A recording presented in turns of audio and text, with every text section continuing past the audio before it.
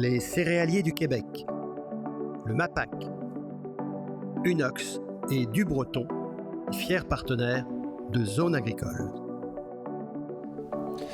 Bonjour, au programme cette semaine, on vous parle du système agricole au Canada et au Québec basé sur la gestion de l'offre et les plans conjoints. Sont-ils liés au succès de l'agriculture ou à ses dérapages? Bienvenue à Zone Agricole.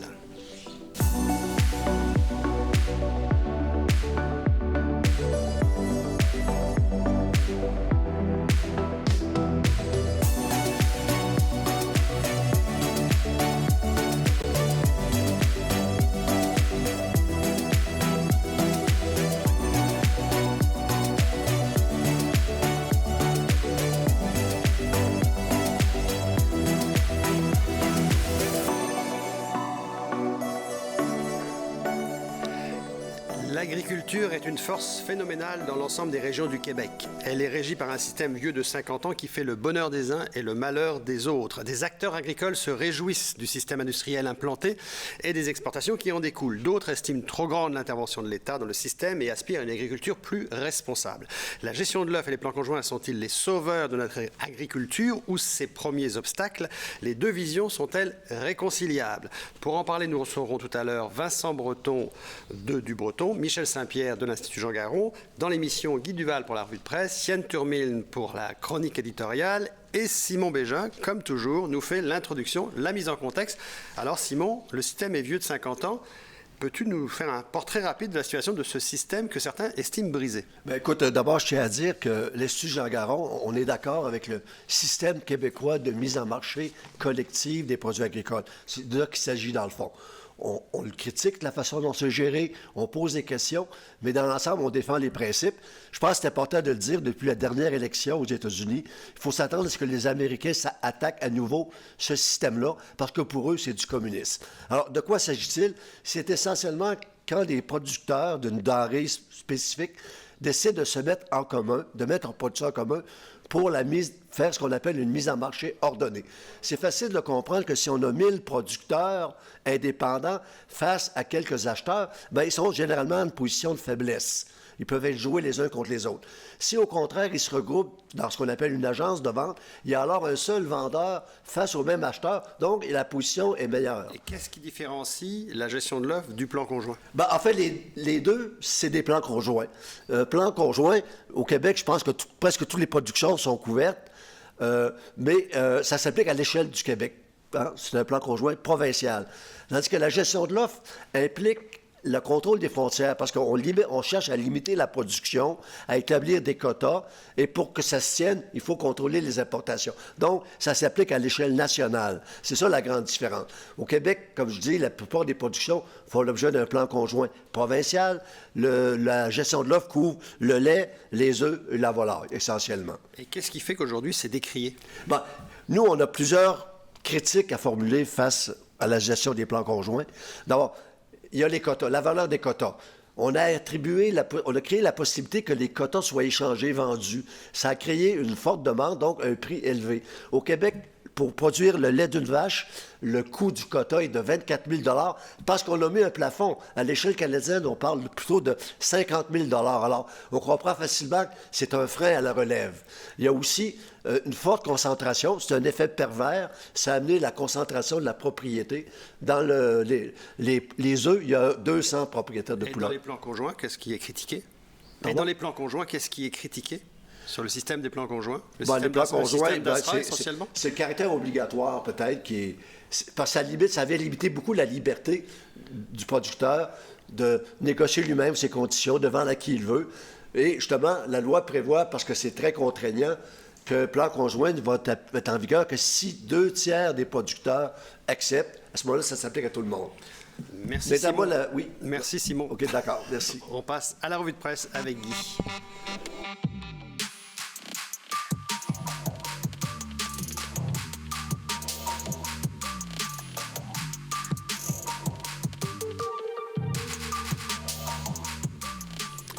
Alors Guy, bonjour pour la revue de presse. On est au lendemain d'une victoire historique et étonnante de Donald Trump, mais ce n'est pas tout à fait le sujet de ton actualité aujourd'hui, donc je dirais revenons plutôt à nos moutons, puisque c'est de ça dont tu veux nous parler.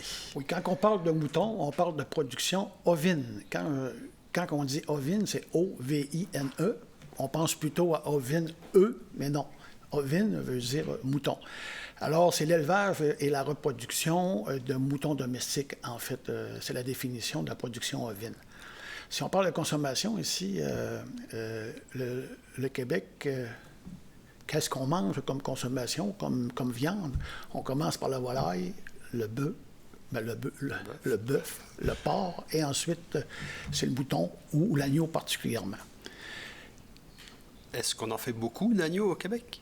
Bien, le Québec est le deuxième plus grand producteur d'agneaux et de lait de brebis au Canada. C'est quand même assez important.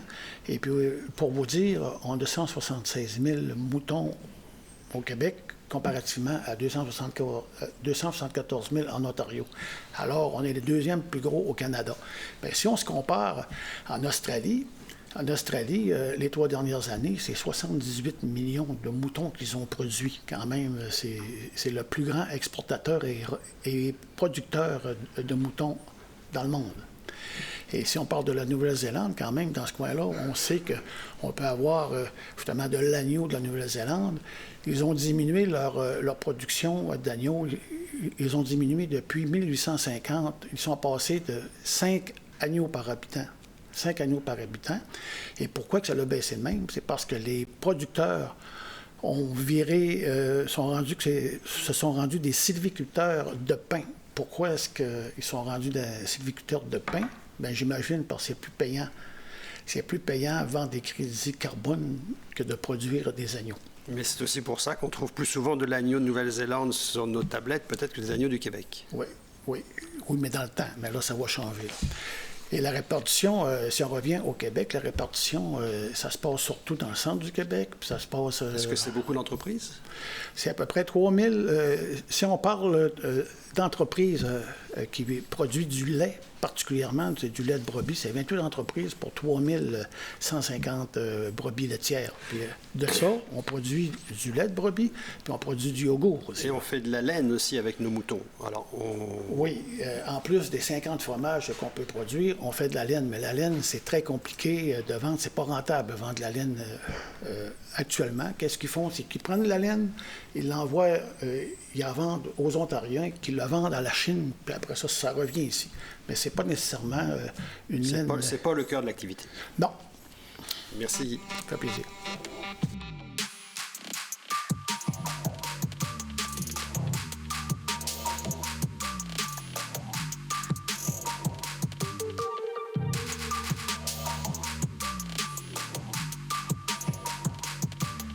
Alors, messieurs, bonjour. Michel Saint-Pierre, notre co-animateur habituel. Vincent Breton, qui est notre invité du jour. Le thème du jour, le système est-il brisé? Faut-il renverser la table? Michel, j'aurais envie de commencer par toi. Tu es, on le sait, on en a parlé il y a quelques semaines, le co-auteur d'un livre qui s'appelle « Notre agriculture à la dérive », qui parle de certains blocages.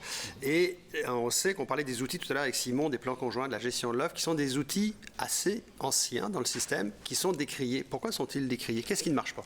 Ben, vous voulez dire un mot ancien. Je pense que c'est une des premières choses qu'on reproche. D'abord, c'est qu'ils ont été inspirés d'une agriculture d'il y a 50 ans. Ce sont des grands outils ou des grandes politiques agricoles, mais qui n'ont pas évolué au fil des 50 ans. Et le principal reproche qu'on leur fait, c'est justement de ne pas avoir été capable d'accompagner d'autres modèles de développement que celui de cette époque-là. Donc, un manque, dans le fond, d'ouverture à des initiatives qui seraient fort intéressantes et qui permettraient de diversifier notre modèle d'agriculture. Et c'est un des reproches les plus forts.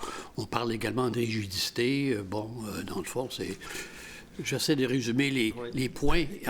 On a justement autour de la table aujourd'hui, on va venir avec Vincent Breton tout à l'heure. Vincent Breton, qui est le président de DuBreton, qui met souvent en avant, puis on va parler avec lui, de la régie des marchés qui ne veut pas évoluer. Est-ce que c'est la lecture que vous faites aussi, Michel, à l'Institut Jean Garon, que la régie des marchés est un peu vieillot aussi dans le système? Bien, la régie de marché a d'abord été un peu l'outil que se sont donnés aussi à la fois les agriculteurs et le gouvernement pour gérer le tout. Et il est vrai que la régie des marchés a est largement, comment dire, influencé par ceux qui vont à tour de rôle représenter chacun des plans conjoints, qui sont bien équipés en termes juridiques. Et il faut dire que la loi, dans le fond, est une loi qui a un très fort préjugé pour le modèle dominant en agriculture. Alors, quand on lit les principaux articles, on s'aperçoit que, dans le fond, une ouverture pour plus de diversité, là, c'est pas très clair dans la loi, en tout cas. Alors, Vincent Breton, justement, on vous suit beaucoup sur les réseaux sociaux depuis quelques temps. Vous menez un combat contre la Régie des marchés. Avant qu'on explique un peu le concept de tout ça, peut-être vous expliquer c'est quoi le combat? Qu'est-ce que vous cherchez à travers ça, en fait? Dans le fond, ce qu'on cherche, ce qu'on a fait la demande à la Régie des marchés, c'est d'être exclu de la mise en marché collective. Donc, c'est ça notre combat. On a fait cette demande-là suite à une énième crise dans le secteur du porc, là, où tout l'ensemble des programmes puis des outils ont été modifiés pour, dans le fond, transformer les programmes d'aide ou les programmes de support là, en un programme de subvention pour l'ensemble de l'industrie. Et le gestionnaire de ces programmes-là, qui sont le MAPAC, le gouvernement du Québec et les responsables de la gestion du plan conjoint, dans ce cas-ci, le syndicat des producteurs de porc du Québec, les modifications qu'ils ont apportées au système ont fait que nous, avec la crise qu'il y a eu, par exemple, on a dû supporter la grève de compétiteurs, le rachat de droits de produire, la déportation de milliers d'animaux à chaque semaine en raison des surplus de porc au Québec. Et ça, pour du Breton, pour notre entreprise, qui est une entreprise familiale, ça représentait des cotisations spéciales de 1,5 à 1,8 millions à chaque année. C'est sûr qu'une entreprise comme la nôtre, qui veut se développer, ne peut pas se permettre de financer ses compétiteurs, d'où notre demande d'exclusion de la mise en marché collective. Est-ce que la demande d'exclusion, c'est quelque chose de légal? Est-ce que vous avez une réponse à ça quand vous faites votre demande à la Régie des marchés? Bon, cette demande-là est prévue à la loi. La seule chose, c'est que lorsqu'on a fait la demande, elle a été contestée par le syndicat des producteurs. Et là, on est en attente de la Régie des marchés. Les derniers documents se sont transmis au mois de juin, puis selon leur principe usuel, la Régie devrait répondre dans un délai d'à peu près 3-4 mois. Et là, à la mi-octobre, ce délai-là arrive à échéance. Donc, on attend impatiemment une décision, mais c'est quand même particulier que la décision ne soit pas encore rendue parce que là, on s'adresse uniquement à est-ce qu'on a le droit de demander une exclusion ou pas. Mais vous parlez souvent sur Twitter, sur X maintenant, en fait, d'un système communiste. C'est comme ça que vous appelez le système. Oui. En quoi il est communiste? C'est quoi la difficulté à changer les pratiques? Qui bloque le pratique, en fait? Qui bloque ces nouvelles pratiques que vous voulez développer? Ce qu'il faut se dire, c'est que les systèmes de gestion de l'offre ou de mise en marché collective, ça dérive des systèmes d'économie planifiée. Économie planifiée, là, depuis la chute de l'Union soviétique et, si on veut, la Chine qui s'est adaptée là, au marché libre, c'est des systèmes qui sont en opposition au libre marché. Et un des problèmes importants, c'est que ces systèmes-là ne favorisent pas l'innovation ni l'initiative des entrepreneurs comme nous. Donc ça, c'est un des principaux problèmes. L'autre problème, c'est que les producteurs ou les entrepreneurs qui font partie de ce système-là se privent d'informations importantes. Et c'est, par exemple, le prix. Donc, si vous êtes sur un coût de production ou si vous êtes sur un prix qui est négocié par un organisme, comme que ce soit l'État avec un prix plancher ou un syndicat de producteurs, bien, les signaux des marchés, vous ne les recevez pas. Et c'est exactement ce qui se passe dans le porc. On produit en majorité un seul type de produit, à part quelques initiatives comme la nôtre. Et on en surproduit. Ouais, mais ce système qu'a mis en place le port de commodité, on va dire, pour l'exportation, entre autres, est-ce que vous êtes contre ce système d'exportation? Parce qu'on a l'impression que du Breton, vous avez été dans l'exportation aussi. Êtes-vous encore dans l'exportation ou vous êtes plutôt pour un marché plus bio et plus local, en fait? Il ne faut pas exclure que le marché bio, ce n'est pas exclusivement un marché local. C'est un marché très dynamique, entre autres aux États-Unis. Nous, on fait beaucoup d'exportation, donc on n'est pas contre l'exportation, au contraire. On pense que l'exportation est nécessaire. Les camions, par exemple, qui vont livrer le porc du Breton aux États-Unis vont revenir avec des fruits et des légumes.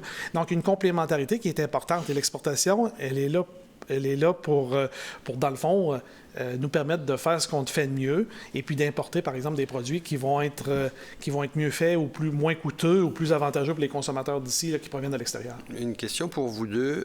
On le voit dans le système actuel, il y a des millions et des millions de dollars qui ont été mis dans le système actuel par l'ASRA, entre autres pour l'IMEL. Est-ce que c'est nécessaire, Michel, toi qui as été sous-ministre, est-ce que ça prend ça ou sinon la chute d'une structure comme l'IMEL serait trop néfaste pour l'ensemble de l'agriculture au Québec? Bien, je dirais, la chute d'une entreprise d'une telle envergure, qui est quand même un joyau économique, là, c'est pas souhaitable, nettement. Ça ne veut pas dire que le gouvernement ne doit pas mettre des règles, établir mettre un stop à certaines choses, parce que jusqu'à présent, l'État a supporté, l'État par la financière agricole en bonne partie, a supporté ces dérives-là avec des programmes spéciaux, mais sans jamais véritablement s'assurer que les choses se faisaient. On a parlé lors de la dernière crise, appelons-la comme ça, on a parlé, par exemple, de réduire la production, de faire en sorte qu'on fasse, je dirais, une réduction plus globale, de se ramener au marché qui était intéressant, lucratif, et non pas exporter pour exporter. Parce que, comme Vincent disait, il n'y a pas de défaut à exporter, là. Mais il y a des conditions qu'il faudrait que soient gagnantes là-dedans, et ce n'était pas le cas. Donc, on appelle en anglais le downsizing de l'industrie ne s'est pas fait, et l'État ne s'est pas donné de moyens de contrôler ça non plus. Et comment on fait dans ce cas-là? C'est le cas pour les plans conjoints, ça pourrait être le cas pour la gestion de l'offre. On en parlait avant l'entrevue en préparation. On parlait des coûts de publicité énormes, à coût de 50 ou 60 millions de dollars par année pour soutenir le lait au Québec. En fait, ces systèmes-là qui sont entretenus actuellement, si on veut les changer, comment on fait pour les changer sans tout casser? Est-ce qu'il faut tout casser? Est-ce qu'il faut renverser la table, en fait? Première des choses, c'est que peut-être l'aide à l'agriculture, c'est probablement souhaitable et c'est ce que font tous les pays. Maintenant, comment? Je pense qu'on peut permettre aux entrepreneurs, on peut permettre aux entreprises de développer des produits innovants, des produits différents, qui répondent aux aspirations du consommateur. Parce qu'oublions pas, on est là pour une chose, à servir le consommateur, puis répondre à la demande. Il faut que les systèmes en place le permettent. Et oui, il pourrait y avoir des initiatives qui seraient faites de lâcher un peu de lousse, de permettre à certains producteurs de faire des produits innovants en dehors du système. Nous, c'est ce qu'on demande. On demande une exclusion. On n'est pas un gros joueur dans l'industrie. On représente juste 2-3 % de l'industrie. Il n'y aura aucun problème à nous permettre de faire ça pour qu'on puisse continuer d'innover et de produire des produits qui sont bio, qui sont bons pour l'environnement, qui sont sans antibiotiques. C'est ce que les consommateurs demandent, ou une partie des consommateurs veulent, et qu'on ne soit pas obligé, par exemple, d'importer des produits haut de gamme alors qu'ils pourraient être faits ici, puis qui pourraient représenter une opportunité intéressante pour les régions, pour les producteurs, puis répondre aux besoins des consommateurs. Est-ce que c'est aussi ce que veut quand même le gouvernement? Le MAPAC veut des produits de qualité et diversifiés. C'est un peu le discours qu'on a entendu quand même du ministre depuis 3-4 ans, depuis oui, son mandat, en fait. Tout à fait, mais il n'a pas joué son rôle de régulateur dans cette... Bon, c'est beau émettre des vœux à l'effet que, oui, le Québec doit faire ça. Mais les règles du jeu n'ont jamais été très, très claires. Là, on n'a pas de plan, on n'a pas d'une vision. Ça n'a pas été véritablement transmis à l'ensemble des secteurs industriels concernés. Où est-ce qu'on va aller? Quels sont les moyens qu'on va se donner? Et aussi, quels sont les moyens de contrôle périodique qu'on va se donner? Est-ce qu'à chaque 5 ans, on ne devrait pas commencer à analyser où est-ce qu'on a été rendu? Ça fait 50 ans qu'on ne fait pas ce travail-là. Alors, c'est très clair qu'il y a une dérive. Merci, messieurs.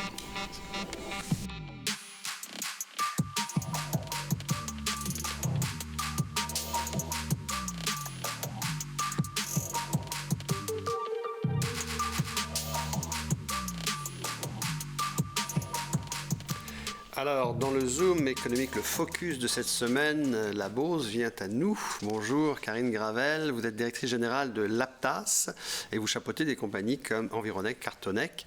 Dans un premier temps, expliquez-nous ce qu'est l'APTAS, combien vous avez d'employés, depuis quand ça existe, qu'est-ce que c'est que l'APTAS en fait? Donc, Groupe APTAS, c'est une entreprise adaptée qui existe depuis 1980, qui a comme mission d'engager des personnes avec des limitations fonctionnelles. On est une entreprise adaptée, donc qui va faire l'embauche de personnes, exemple, qui peuvent avoir une déficience intellectuelle ou une problématique, un trouble de santé mentale, par exemple. Donc, ça représente 120 employés. C'est 75 % quand même de notre main-d'œuvre qui a des limitations. Et c'est 3 entreprises, dont 2 à Sainte-Marie et 1 à Saint-Malachie. Et vous avez une mission, entre autres, sur l'environnement, sur l'économie circulaire, qui touche particulièrement l'agriculture. Quelle est-elle? Oui, donc comme je disais tantôt, on a une mission sociale, mais on est de plus en plus tourné vers l'environnement. On a développé au fil du temps plusieurs activités et c'est le but de tout ça, c'est de diminuer tout ce qui se retrouve dans les sites d'enfouissement pour pouvoir préserver nos ressources. Donc, on assure une traçabilité de toute la matière parce qu'on a plusieurs secteurs d'activité dans notre division environique. Là, on a 3 volets, la récupération des équipements informatiques électroniques, la récupération des équipements qui contiennent des gaz comme les climatiseurs, les refroidisseurs et la tubulure d'érablière là, qui se fait à notre usine de Saint-Malachie. Ça veut dire que sur les érablières, les tuyaux bleus qu'on voit partout, là, en fait, quand on veut les changer, c'est chez vous que ça s'en va. Exactement. Ça devient quoi, en fait? En fait, une fois que ça va être décroché, ce qu'on va faire avec ça, c'est qu'on va, nous, produire de la granule et cette granule-là, qui est recyclée, va être mélangée avec de la granule qui est vierge pour faire d'autres produits. Nous, on vend cette granule-là à des gens qui vont faire, par exemple, des bacs à peinture, ça peut être des tuteurs, des garde-boue. Ça va refaire plusieurs produits dérivés. Alors, on a reçu récemment les gens d'AgriRécup qui sont venus nous expliquer un petit peu ce principe de l'économie circulaire avec les producteurs agricoles. Qu'est-ce qui vous différencie d'AgriRécup, en fait?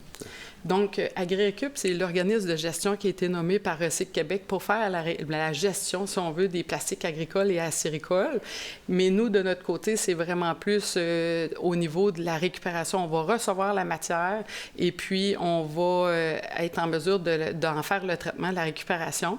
AgriRécup va plus agir au niveau de, exemple, de l'information, de la sensibilisation au niveau des acériculteurs. C'est eux qui vont mettre en place plusieurs points de dépôt dans l'ensemble du Québec. Ils vont défrayer, entre autres, les frais de transport pour apporter la tubulure à notre usine. Et qu'est-ce que vous verriez, peut-être pour finir, comme dans l'économie circulaire, qu'est-ce qui pourrait être fait au niveau de la production agricole pour aller plus loin encore? Est-ce qu'il y a des étapes qu'on pourrait franchir encore?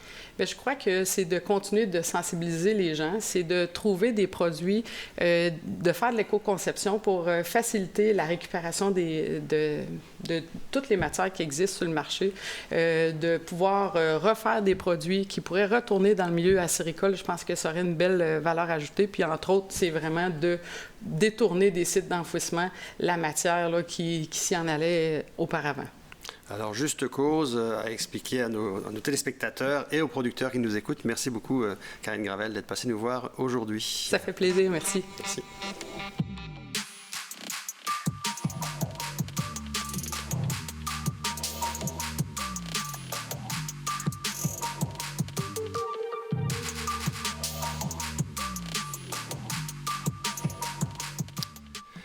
Alors Yann, bonjour, tu as écouté l'émission, tu as vu qu'entre autres, Vincent Breton et Michel Saint-Pierre nous ont dit qu'on vivait sur un vieux système bâti il y a 50 ans. Est-ce que les plans conjoints, notamment dans le port, ont été adaptés à ta lecture? Absolument pas. Je pense que même le plan conjoint dans le port est l'exemple à ne pas faire en termes de gestion de plan conjoint. Là, ça, on a un très bon exemple. Comme Michel l'a dit, on va remonter il y a 50 ans. Il y a 50 ans, la production porcine au Québec était une des... on produisait un des meilleurs porcs au monde. On avait d'ailleurs, petite anecdote, l'usine de l'abattoir de Vallée-Jonction était une merveille. Les Japonais achetaient du porc au Québec à cause de cet abattoir-là. On avait une des meilleures génétiques aussi, une des meilleures génétiques au monde qui est... au Québec. Et quand le plan conjoint est arrivé, c'est arrivé aussi avec les programmes de soutien à l'agriculture, d'ASRA et tout ça, c'était pour protéger une production de très haute qualité. On n'était pas dans la commodité à ce moment-là. On avait un porc qui était en demande, qui avait des possibilités d'exportation. Et là, on a laissé filer le système vers la commodité.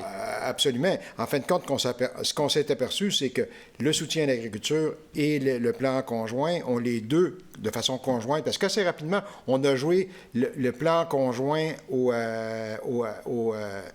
subside du gouvernement. Là, on a mis les deux. Il fallait obligatoirement que tu sois dans le plan conjoint pour avoir les subventions à les deux. Mais le résultat aujourd'hui, c'est qu'au Québec, on pense qu'on va être capable de produire un porc de commodité.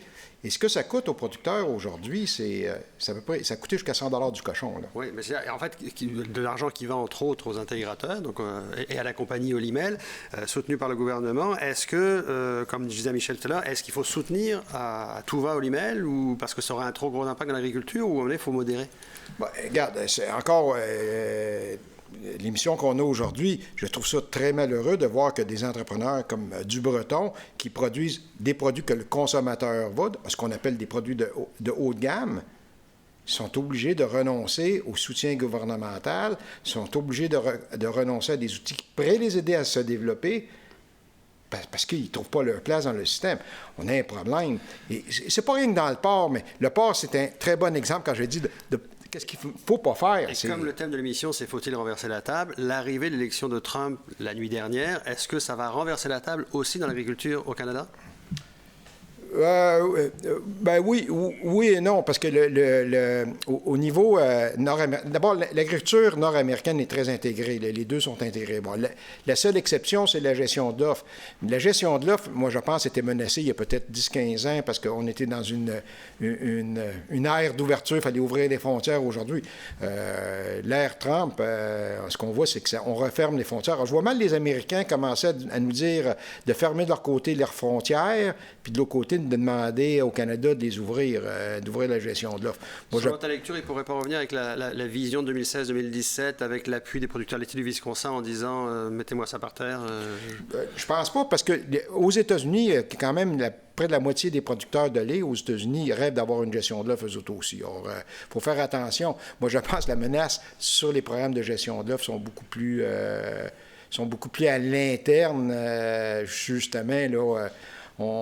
Je ne sais pas c'est quoi la maladie qu'on a au Canada de penser qu'on est capable de faire des produits de commodité. On ne peut pas compétitionner des pays comme le Brésil, comme l'Argentine. Il y a beaucoup de pays. Mais ça veut dire que dans ce cas-là, s'il faut aller vers des produits de spécificité, ce que essaye de faire du Breton, ce qu'essaye de faire certains fromagers au Québec, ça veut dire qu'il faut donner des programmes pour ça. Il faut adapter. Moi je pense qu'on essaie de protéger des vieux systèmes, puis on risque de perdre notre agriculture. On a une agriculture là, qui a des entrepreneurs qui sont créatifs, des excellents produits. C'est ces gens-là qu'il faut aider. C'est de ces gens-là qu'on ne devrait pas s'inspirer. Et non pas des gens qui essaient de faire de la commodité puis de copier des produits que le Brésil fait à 2 fois moins cher que nous. Yann, merci beaucoup, téléspectateurs. On vous remercie aussi de nous suivre toutes les semaines. Rendez-vous à Zone Agricole la semaine prochaine. Rendez-vous sur lavieagricole.com tous les jours, si vous le voulez. Merci.